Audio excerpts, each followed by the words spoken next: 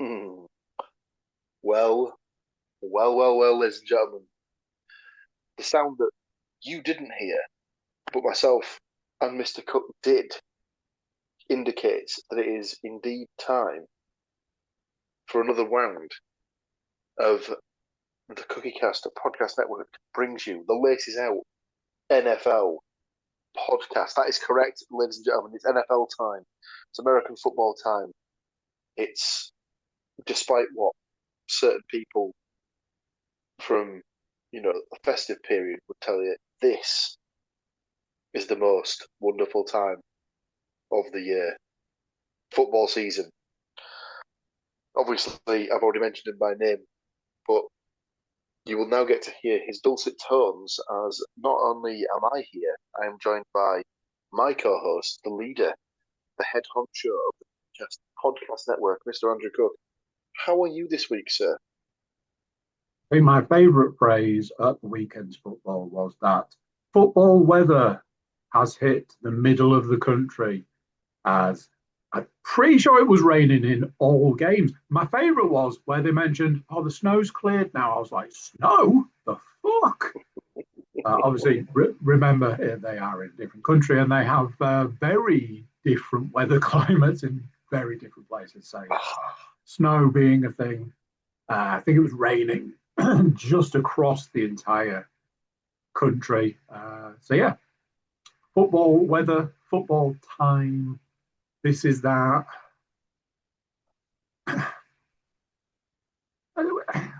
Sweet spot doesn't. I don't feel sweet spot's quite right. I feel like we're about to cross over into the bit I don't like because. Oh, what's that coming over the horizon? Is that the end of the season? Sadness. But other I than mean, that, yes, I am full of piss and vinegar. Um, I've left my tinfoil hat at home, and as I am broadcasting currently from home, might make an appearance at some point. As long as we don't mention anything to do with any fourth quarters over the hat is the week. reachable at all times, shall we say. So, week 10 is done, and we're going to talk about week 10 right now. So, of course, myself and Mr. Cook did our predictions as per usual last week. 14 games to pick from as the Bengals, Cowboys, Chiefs, and Titans all found themselves with the luxury of the bye. So 14 individual points to play for, but obviously that one all important weekly point to play for. We said in last week's podcast it was potentially our week where we had the most differences. I believe we picked 6 games in total different. Will it prove costly one way or another? Well, one of us got 9 of 14 games correct. The other one of us got 9 of 14 Oh, games you are correct. kidding me. So, At no did point did we we? consider an actual draw as an option. I think I did say there was a potential that we might need a tiebreaker or some form of divvying up situation, but because there were so many differences, didn't consider it in the end. So, jointly, the teams that let us both down were the Panthers not beating the Saints, the Bills Yeah. not beating the Dolphins, and that was it. So we both got those two right. Those two incorrect. So the ones that I got incorrect was I had the Vikings to beat the Ravens. That didn't happen. The Steelers to beat the Chargers. That didn't happen.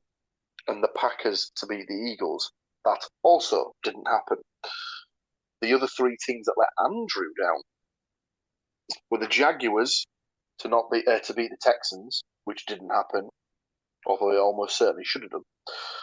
the Browns to beat the Jets, and the Buccaneers to beat the Patriots, which all combined means that we both had 9 correct results out of 14 and share that all-important weekly point to move Andy to 4.5 points through 10 weeks and myself to 5.5 points through 10 weeks. Now that's going to be really annoying because that's going to mean that we're probably going to end the season on half points, because I doubt we're going to have another scenario where we have a tie. Slightly annoying, but can't be helped. 149 games played through week 10. I've correctly predicted 98 of those 149. Andy has correctly predicted 99 of those 149. So we are almost into triple-digit territory with our correct picks. We should hopefully, unless something goes drastically wrong in week 11, we should hopefully tick into the triple digits at some point this coming week.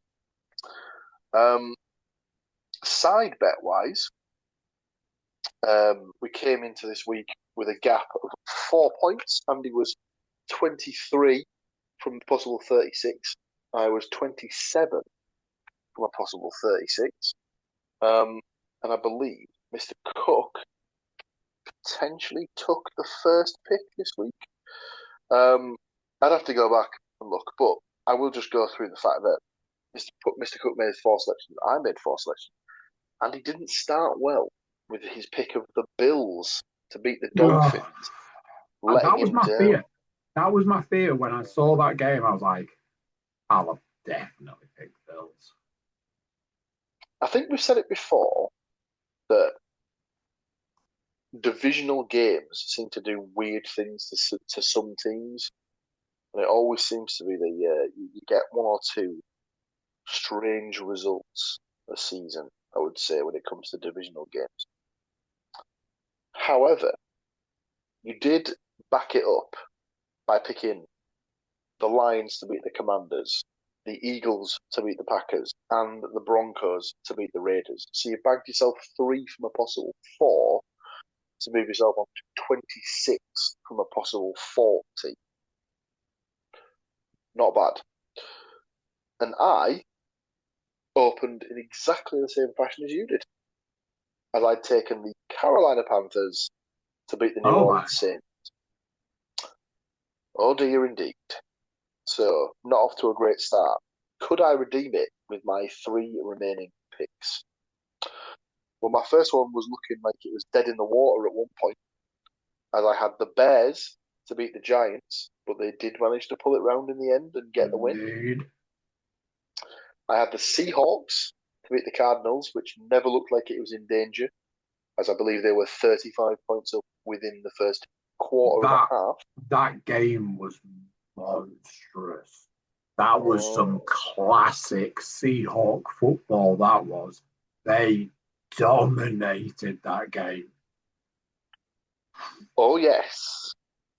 And my fourth and final pick was the early international game, and I did take the Colts to beat the Falcons. So another one where it looked a little bit dicey at one point, but obviously the Colts got the win in overtime to give me also 3 points from a possible 4. And I don't know if we covered this last week. But I think I've been having a conversation. I might have been on the podcast where I was saying like my fear for that game was that if the Colts lost that game, that was them done for the season.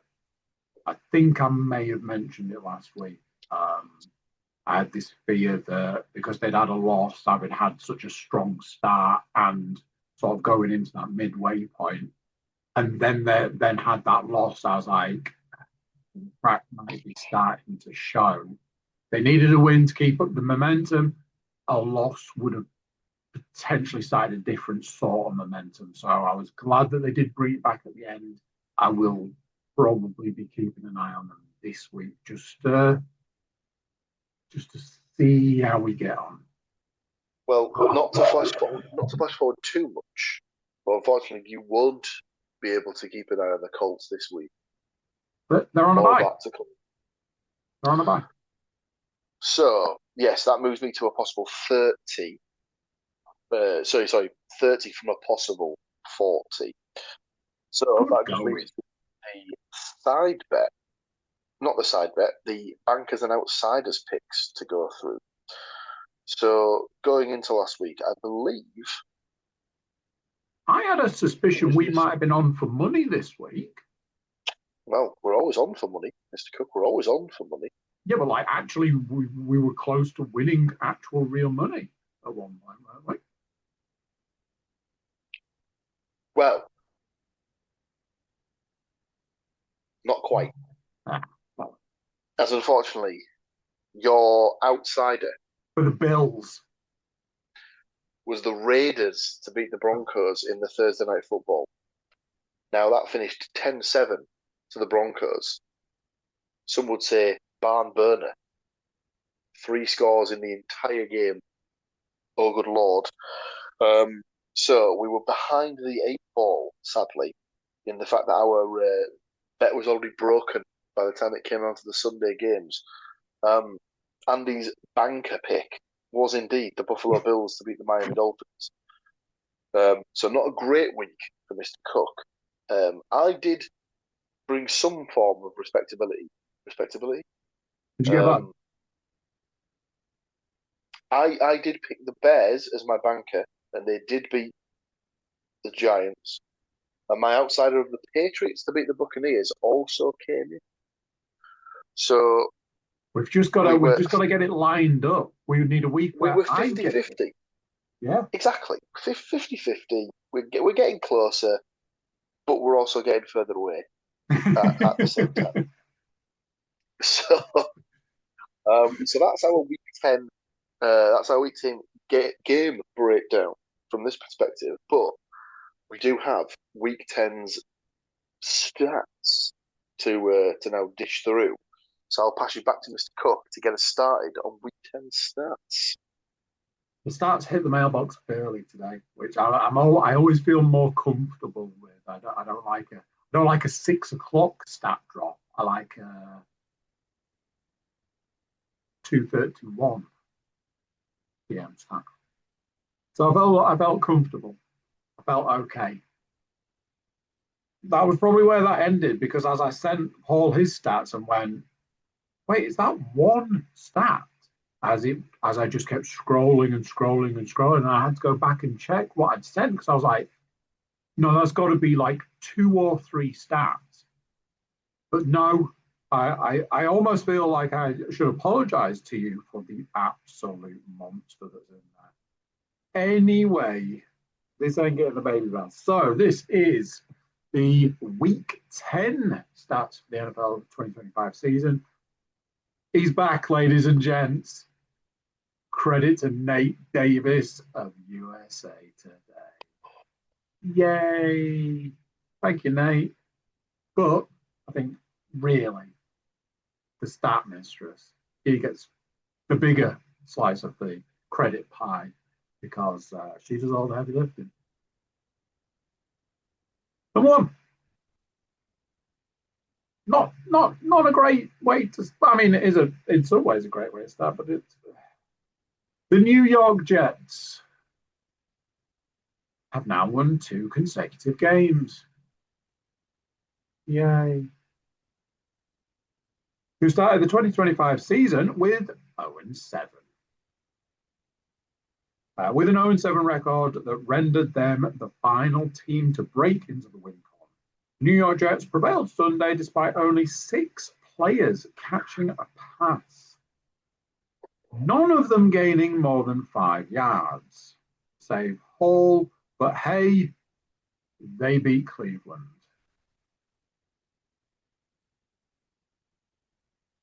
And, as the man said, a win is a win.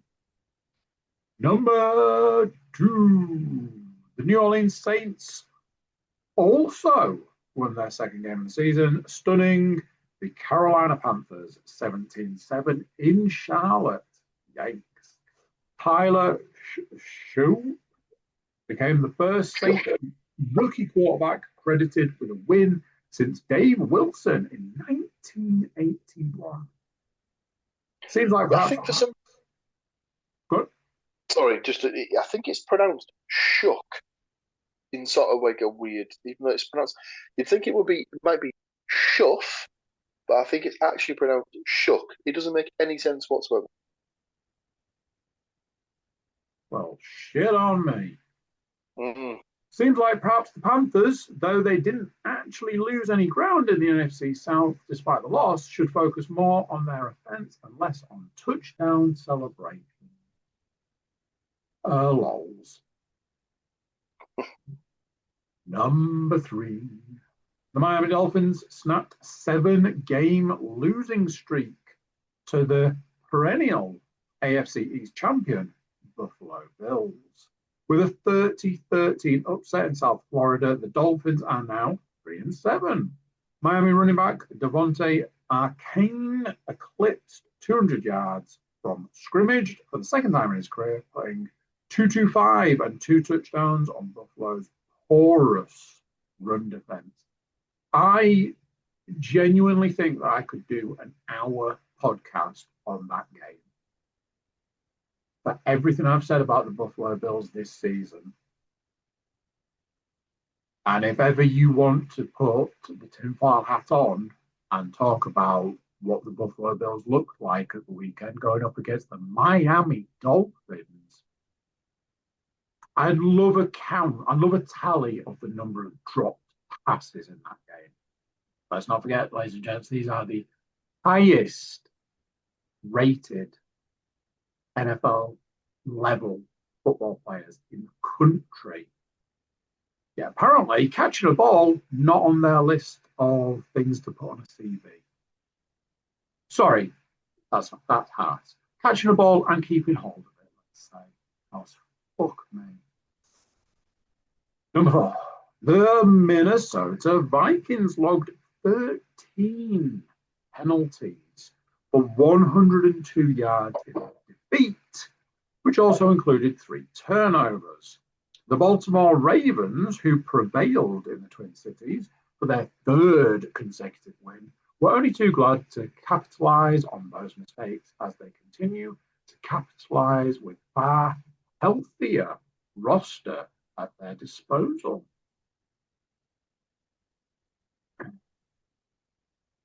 I have issues. I know you have issues with the Ravens as a whole. I have issues with the Ravens and a certain player on the Ravens that apparently when I put them on the bench, they're like, look at all these points. These points are delicious. When I put them in my lineup, they're like, point. No, I never heard of them, mate. Sorry. And lastly, for me, a healthy stat that rivals stat number 7. But number 5 are the Seattle Seahawks, the best team in the league. Pretty impressive when you can win by 22 points on a day when quarterback Sam Darnold's MVP credentials take a hit. With a season high 3 turnovers, a season low 12 pass attempts, the normal explosion, Shaheed had just 1 catch for 3 yards in his Seattle debut, though he did gain 20 yards on 2 rush attempts and handled 3 kickoffs. We should know more about the Seahawks next week when they visit the Los Angeles Rams, with whom they're tied atop the NFC West with matching 7-2 records.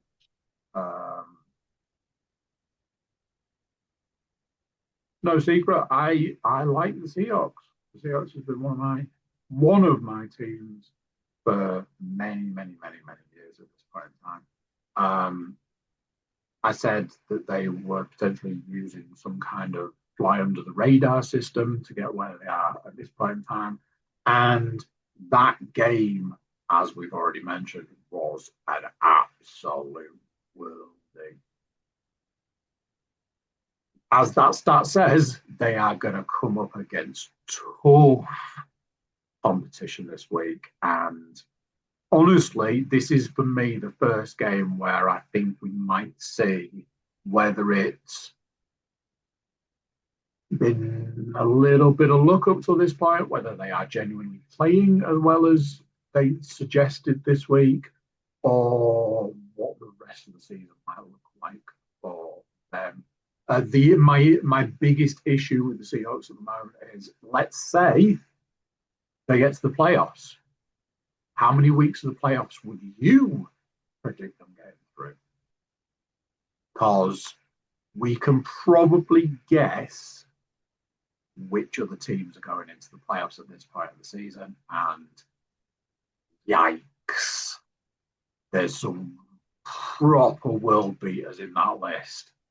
I wouldn't want to put anybody up against any of them at this point because, yeah, there's some big dogs up there right now. So, yeah. Over to you for some more stats. Mm. So, keeping it Seahawks Rams flavoured. Rams quarterback Matthew Stafford is pretty clearly ahead of Sam Darnold and the rest of the MVP field after another sterling performance, which included 4 touchdown passes on Sunday against the San Francisco 49ers.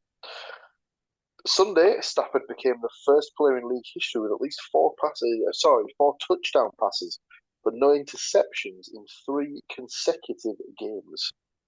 Very impressive to say the least. Indianapolis Colts running back Jonathan Taylor kept his name squarely in the MVP debate, which is effectively a quarterback award, with another huge game on Sunday in the NFL's first ever regular season game in Berlin. And it didn't hurt that Colts quarterback Daniel Jones turned the ball over 2 more times. Taylor was for 244 yards and 3 touchdowns, won an 83-yard scamper that was the league's longest of the season. The game clincher in overtime.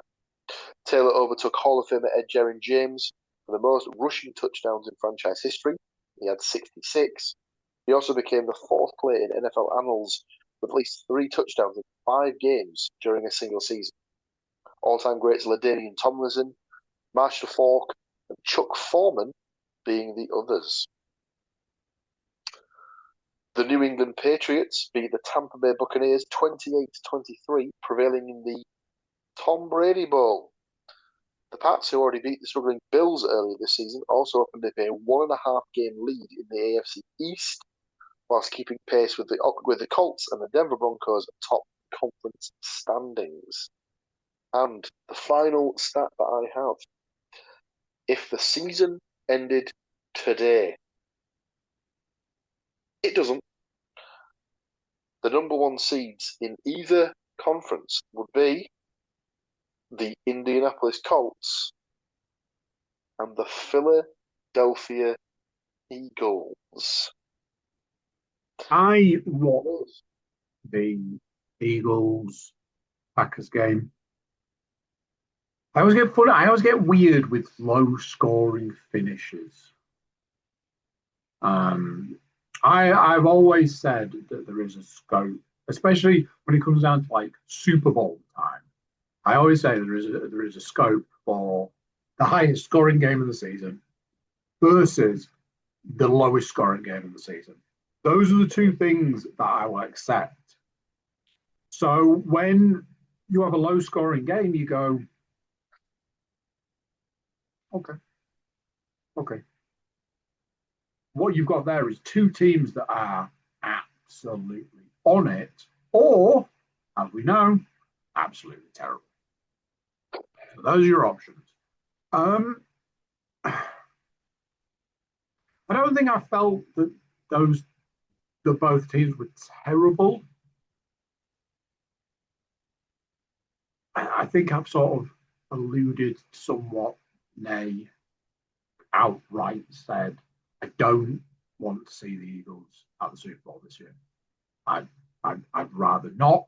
I'd rather see someone else. I'm very much for it should be for everybody. I just hope both teams have fun, that kind of thing. Whereas I I feel like watching the Eagles coast to the Super Bowl this season just would feel. But it was a close victory. If the Packers were a little bit more dialed in, would they have, would it have gone to overtime? Because and I'm pretty sure it ended with a missed field goal. It did indeed. So that would have sent it to overtime. Could the Packers have got it done in overtime and beaten the Eagles? Would that have happened? Who knows? But yeah, that's just another couple of penneth worth there for him. Mm.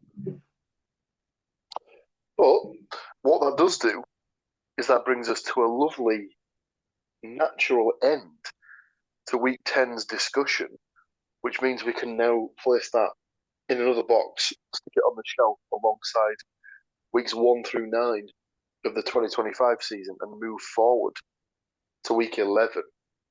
And week 11 brings with it 15 games.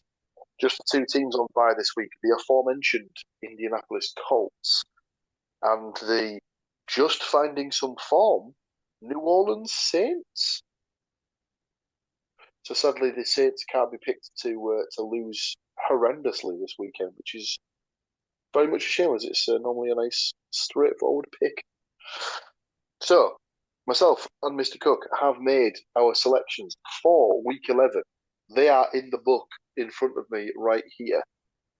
We will go through Week 11's games, divvy up our side bets, and then hit you with our bankers and outsiders to finish up.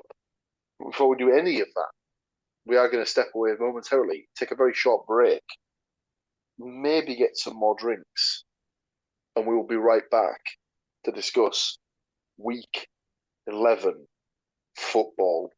Don't go anywhere.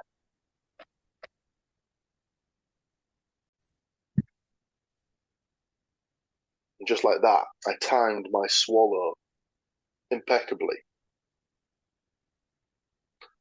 It was a mouthful of Dr. Pepper. Get your heads out of the gutter, you collective It's stuck. dirty I've got to get it bastards. out. It's stuck. I've got to get it out. Oh God, that's what she said. Oh God, that's so much better. Dear Lord. So, week 11 of the National Football League season. It's on the horizon. It's approaching fast, and it starts on the Thursday night football with the New York Football Jets taking on the New England Patriots. The last couple of weeks of Thursday night footballs haven't been great. I don't think we've really had a competitive game for a number of weeks now. Let's face it. For us here in the UK, you look at the game, you go, "Yep, not staying up for that one," and that's the end of that. There's no point where you're like, "Ooh, maybe." I mean, he's not wrong. I think the only way you're watching most of the Thursday night games is if you are indeed a supporter of those two games. Case in point, I received a text from one of my friends who was a Denver Broncos fan last week saying 3 a.m. club. An hour later, I also received a second text from that same person that just said, not worth it. So, obviously, a 10-7 victory is not enough for said Broncos fan to keep him from making that same mistake twice, should he need to make it in the coming weeks. So, New York Jets at the New England Patriots. Even though the Jets are coming off the back of a 2-game winning streak, as we covered earlier on, myself and Mr. Cook are both back in the Patriots to get the win here. No great surprise. We move to Sunday, and it's our final. Hmm, is that correct? Yes, it's the final. Well, it's definitely the final European game on the international slate. I don't know if we've still got a Mexico game to come. I don't think they're doing the Mexico City game this year. I think due to issues last year, they have reconsidered the Mexico game. Now, I could be completely wrong. I'm pretty sure it was mentioned at the start of the season that part of the reason we were getting so many European games was because the Mexico game was. And I believe the Mexico game is very early on in the season. While you continue Yeah, speaking, I will do the googly moogly and then I will prove myself hella wrong. Here we go. yes. So I think I don't know if it maybe got replaced by the Brazil game. That That's what may I have been thought. what it Uh, was. Um, yeah, Andy will do some digging around, see what he can muster up. But it is certainly the last of the European international series games, and it's a first because we know how much the NFL and the WWE like doing first time evers. Um, but this will be the Washington Commanders at the Miami Dolphins, but only if the Miami Dolphins somehow relocated to Madrid, Spain. Yes, Mr. Cook. it's the other ball's fault.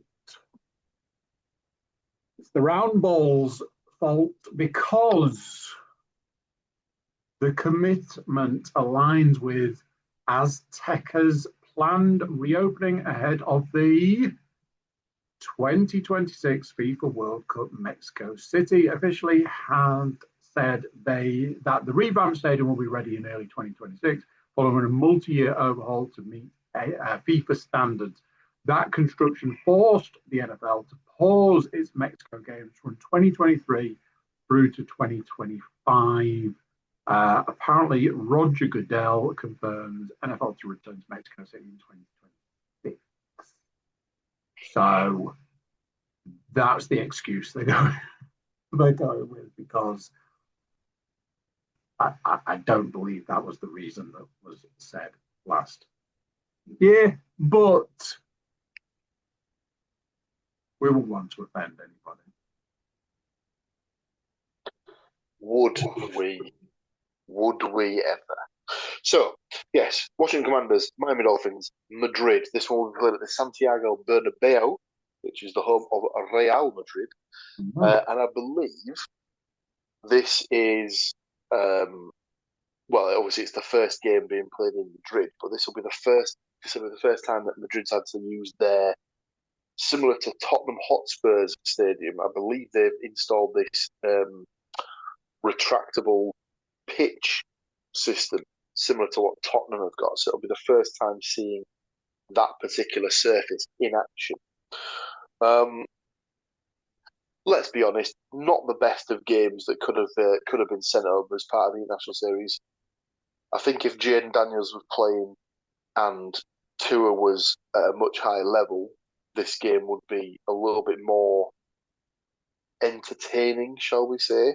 Yeah, But yeah, I think the fact that the last time anyone saw Jaden Daniels, his elbow was facing the wrong way, means that yeah, I don't think we'll see him again this season, and I think it does potentially mean that this is very much a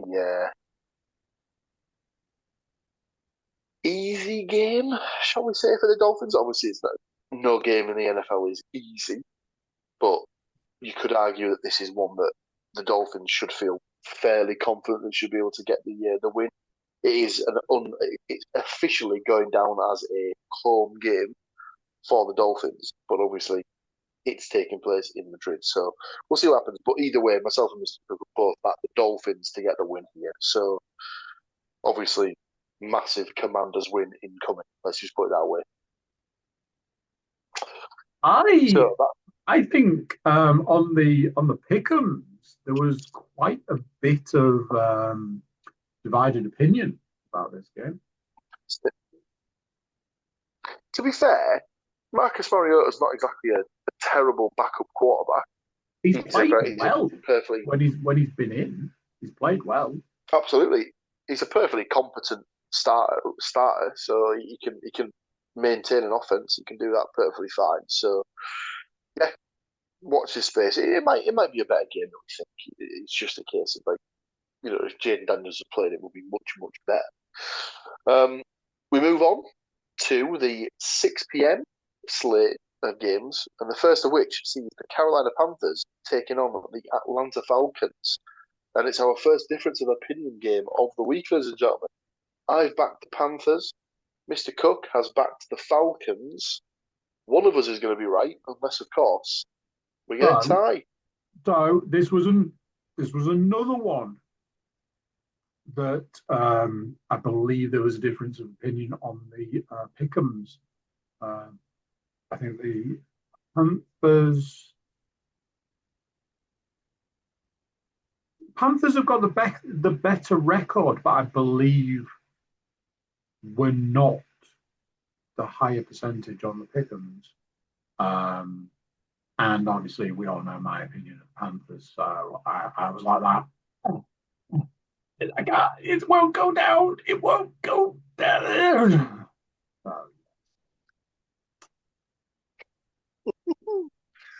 We move on, and we see the Tampa Bay Buccaneers, fresh off their loss against the New England Patriots, traveling to Buffalo to take on the Bills, fresh off their loss to the Miami Dolphins. So, which one of these two teams will bounce back, and which one of them will still be looking a little bit over their shoulder at other teams?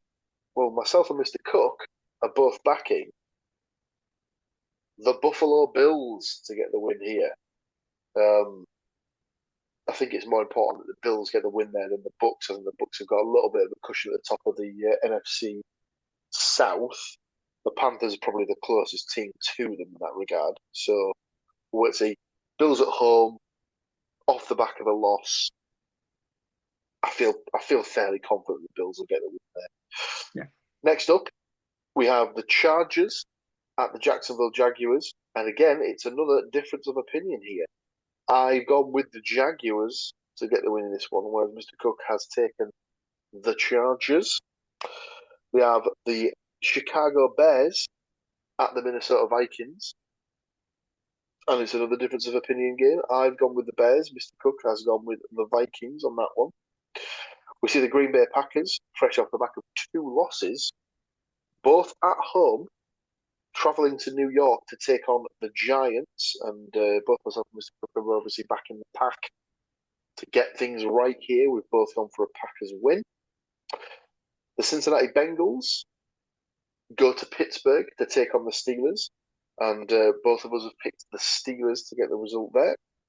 And the final game in the 6 p.m. slate sees the Houston Texans taking on the Tennessee Titans. Both of us have gone with the Texans to get the win. We move into the 9:05 and 9:25 games. The first two of which are all NFC West showdowns. We've got the San Francisco 49ers at the Arizona Cardinals. It's a 49ers pick across the board. And then it's the Seattle Seahawks taking on the Los Angeles Rams in probably game of the week. Although I'm seeing the Sunday Night Football, and that's also looking a bit tasty.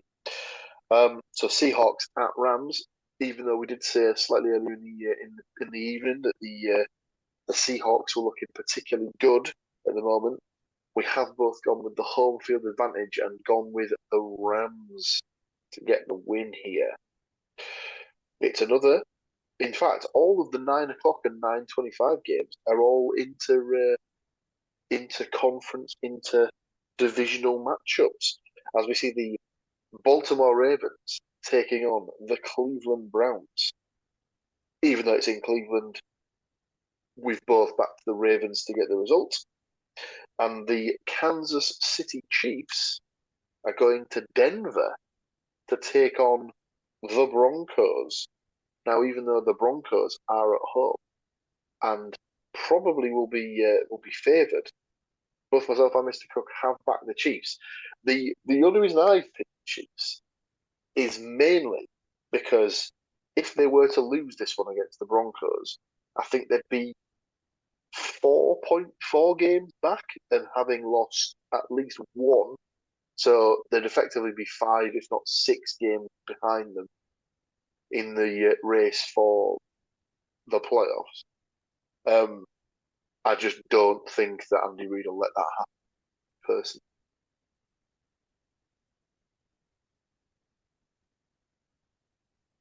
I think working on the principle that it's very likely the Chiefs will go to the playoffs, I think they're going to be in a bad position when they do. I think it could be one of those things that they end up lower down in the bracket because I see them taking another loss, if not another couple before we get to the playoffs, and that'll Yeah. put them way down. Now, let me just grab my tinfoil hat real quick. If that's the case, I believe that will be intentional, but that's a whole other story. So, yeah, we could see super random games where the Chiefs lose. And yeah, conspiracy aplenty, but hey. Mm. So that's our Sunday evening games done. Sunday night football, as I said before, does seem to be a little bit tasty as we see the Detroit Lions travelling to the defending champ Philadelphia Eagles. Mm. Could this be an NFC title game showdown that we're seeing a couple of months early? I wouldn't be surprised in the slightest. And it is our final difference of opinion game of the week. Mr. Cook has gone with the hometown Eagles. I've gone with the hot hand Lions to get the win here. One of those games probably could have gone either way for me. I really, Um, I really wanted to go with the Lions. I'm a big fan, as I've said for a long time. I'm a big fan of this version of the Lions. I'd like to see. I'd always like to see them go further. I'd love to see them like Super Bowl bound, etc., etc., etc.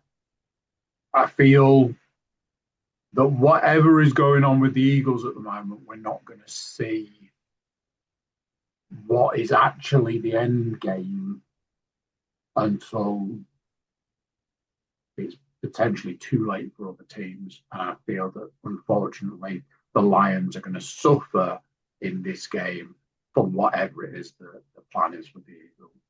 Yes, a little bit of tinfoil out there. So no matter how much I wanted to pick the Lions, I had to default to what I actually thought was going to happen, not what I wanted to happen.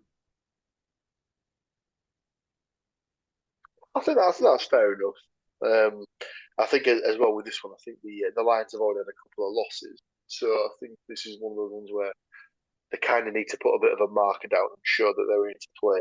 So that's why I've gone with the Lions personally.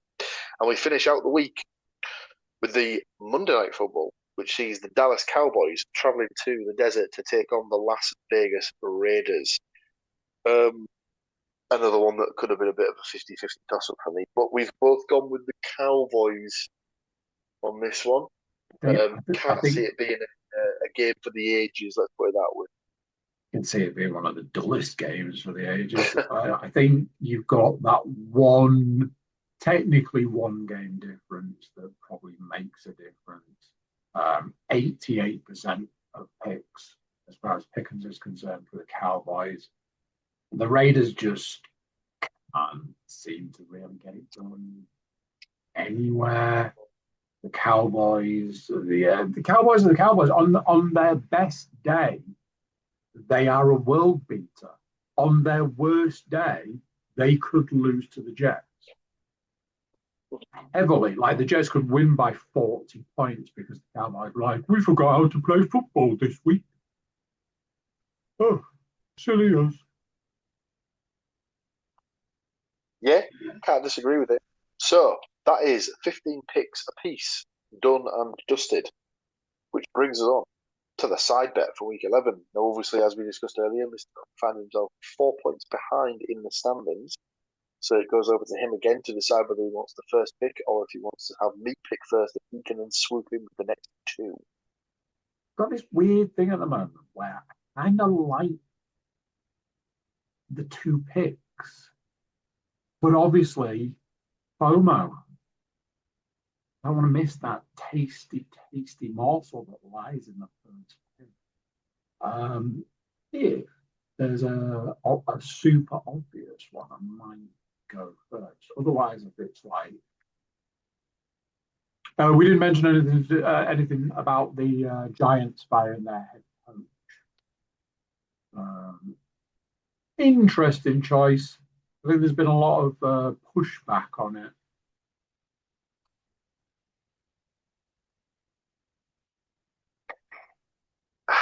I think it's one of those ones where it was probably going to happen by the end of the season anyway. Yeah, yeah, So what's the it point? was. What's the point in like? There's at this point, there's no point in just giving him like the next 7 weeks, 8 weeks, 8 weeks. There's no point in giving him the next 8 weeks just to sort of spin his wheels. They might as well make a bit of a change now, see if it gives him a little bit of a bounce. I mean, from a perspective of you're obviously you're playing with the fact that your season is almost done. All you're doing by trying to win games now is doing yourself out of a better draft pick. Yeah. So I was think it's kind of almost lose for these situations where people where the teams make a change at head coach because yes you want to do something where it gives it a bit of a shake up and you might get better results, but like I say, the other thing you're kind of doing to yourself there is making it so that you get a worse player in the draft. But it's a results driven business, so you know you're not surprised when it happens. Let's put it that way. I was gonna be nice and I was gonna like take the first pick, depending on how you look at that. However, there is a game that is just screaming at me, right in front of me, screaming at me. And it is the first game of the week. It is the New England Patriots to beat the New York Jets. And I will take that as my first. I may regret both of those decisions when the Jets romp home to a victory and my new pick up some absolute worldies right now, but it's right there in front of me saying, Andy, choose me, choose me. Okay, so Patriots off the board, which gives me 2 picks in a row. Will the Packers lose 3 on the bounce? Especially if they're going up against the New York Giants. I do not think they do, so I will take as my first selection Green Bay Packers to beat the New York Giants. And I will follow that up immediately thereafter by taking the Houston Texans. I nearly took that as my first game because I was like, the Titans are 1-8. Why do we never mention the Titans being 1-8? You know that film, Remember the Titans? Nobody remembers the Titans. This is the opposite of that. This is that instantly forget the Titans. So, back over to you, sir. You have 2 selections to make. There's a lot of on the spin. There's a lot of horror banks here that, quite frankly, I wouldn't want to touch. Like, you've got a game there. Yeah. There's one there that. So that might have to be one. Let me just. I can't. There. Ooh, as I know you will never pick that game because it's your most hated versus your team. I will take the Baltimore Ravens to beat the Cleveland Browns because, let's face it, if you can't, then what are you really doing with lives? Don't want that, don't want that. They fuck me on a regular basis, so I don't think I want that. I, I keep looking at it so much so that I think I may have to take it because it's obviously speaking to me in some way.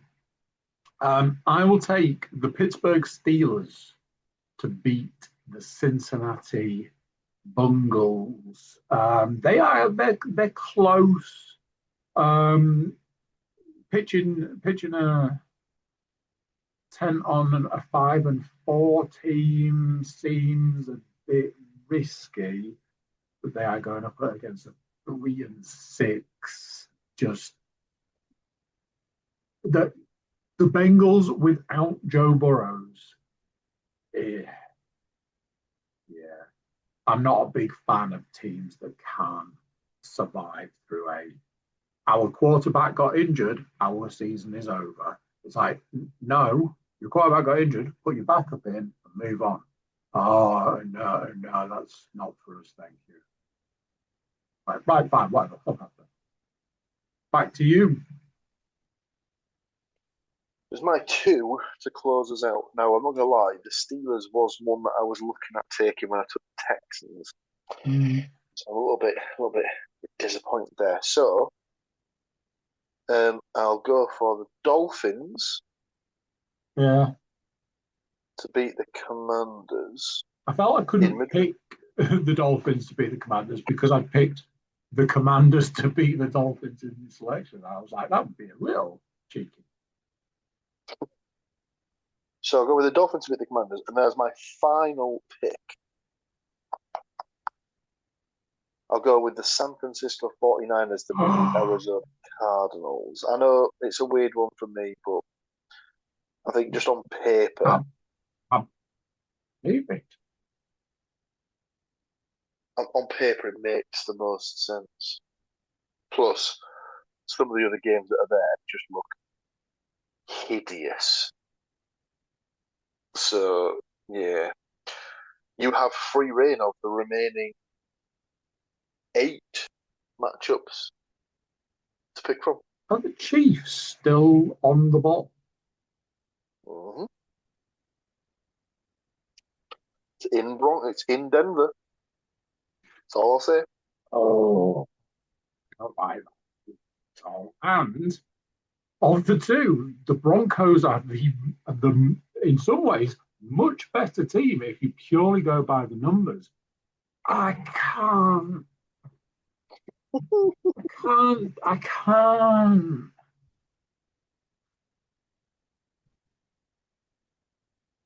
For my final pick, I'll take. Oh wait, hang on.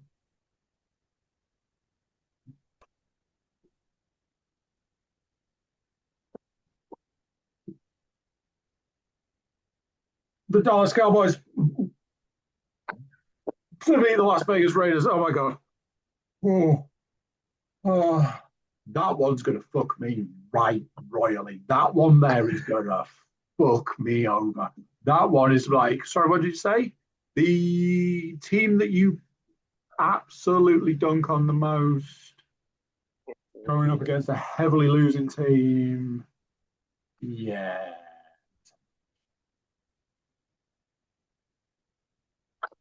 So, to reiterate, Mr. Cook's 4 teams are the New England Patriots at home to the New York Jets, the Baltimore Ravens at the Cleveland Browns, the Pittsburgh Steelers at home to the Cincinnati Bengals, and the Dallas Cowboys at the Las Vegas Raiders. 2 home teams, 2 road teams.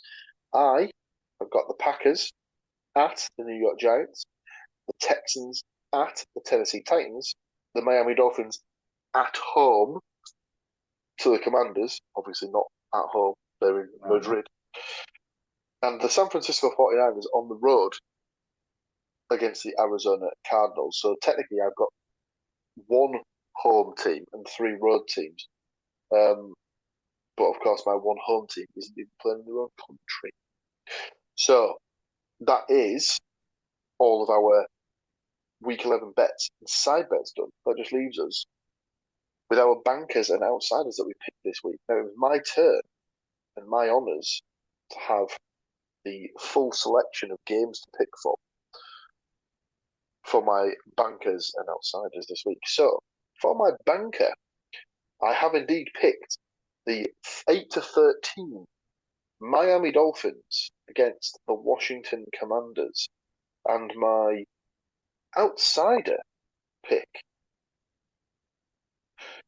was the 11-10 Detroit Lions to get the win against the Philadelphia Eagles. Mr. Andrew Cook, as his banker, has taken the 1-5 or 5-1 on, if you prefer, Green Bay Packers to beat the New York Giants, and as his rank outsider at 5-1, he has taken the New York Jets to beat the New England Patriots. All in all, added together, gave us odds of 23.42 to 1. So our pound on will return us £24.42 if those games should come into fruition.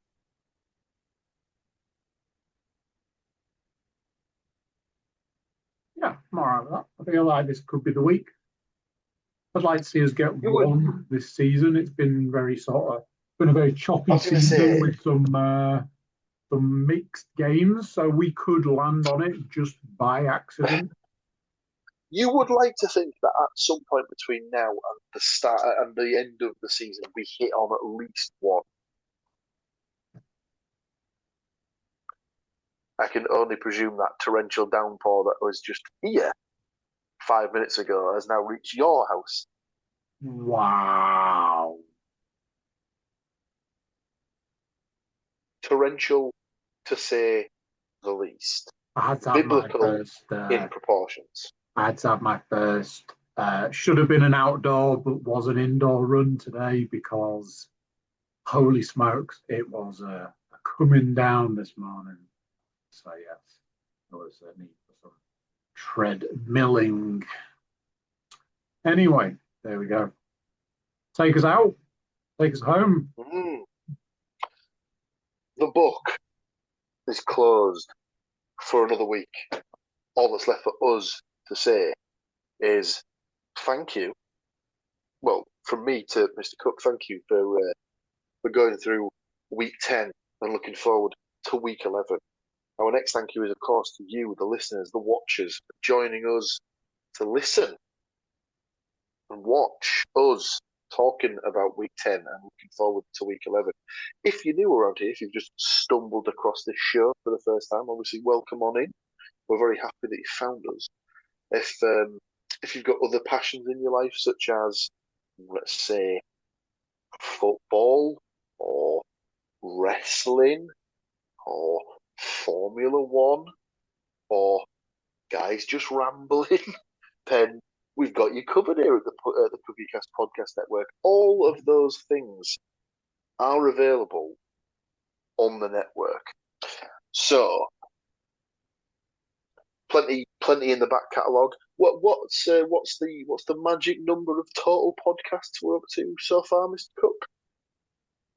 We broke 1,000 a little while ago. I think we're in the 1,100 area at this point across all versions. There is a way I can find out. It usually tells me. 1,100 shows, ladies and gentlemen. The dedication to the craft is clearly there. So if you find yourself at a loose end, in fact, what I would suggest, if you do find yourself at a loose end, and you're not wanting to dive into, say, a random 2021 season weekly sort of show that we do on the NFL, have a look for the CookieCast BS cast episodes, as those ones don't really have any sort of time limit sort of designation. We tried to keep those ones as current events less as possible, so that we wouldn't date them. But yeah, well worth a listen. Just some guys just chatting nonsense about various different topics. 1,123, which is always an interesting number. Very nice. Like I say, dedication to the craft. No one can say that we're not putting the man hours in. So that's another week done and dusted. Join us again next week, where we will go through the happenings of week 11, and we will look forward to predicting week 12 in the National Football League. I believe after week 12, it's Thanksgiving week, which does, of course, mean that we'll be talking Thanksgiving food. Yes, I was going to Don't say miss that one. we are closing rapidly on Thanksgiving, so we need to get our recipes out there into the world. I'm reliably informed that Mr. Williams' cornbread is to die for. So there'll be recipes coming your way. Sure, we can rustle up a pumpkin pie or a what are those things? Get some yams. Get some yams going. I know that's like.